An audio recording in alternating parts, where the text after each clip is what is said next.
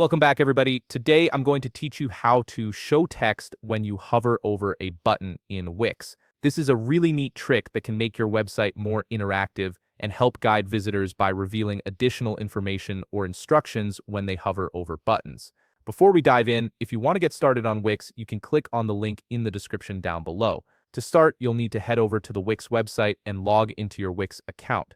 Once you're logged in and viewing your Wix dashboard, look at the left navigation menu and click on Site and Mobile App. This will bring up a drop-down selection with various options for managing your sites. From the drop-down menu, you'll be able to preview the website settings you currently have. Take a moment here to make sure that this is actually the website where you want to add the hovering text effect. It's always good to double-check you're working on the right site before making any changes. Once you've confirmed you're on the correct website, locate the Design Site button on the top part of your screen. It's typically positioned beside a pen icon, making it easy to spot. Click on this button to proceed. You'll now be directed to the Wix website editor screen. This is where all the magic happens. From here, start by locating the Add Elements menu on the left navigation panel and click on it to open up your options.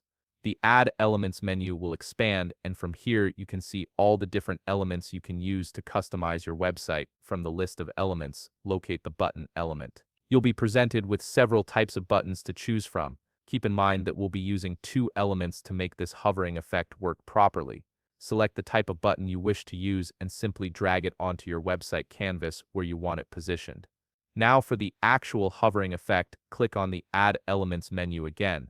This time, locate the Interactive section and look for the Hoverboxes option. Choose any sample hoverbox that catches your eye. Anything can work since we'll be formatting the hoverbox to a clean slate where you can add your text. Simply drag a hoverbox onto your website canvas.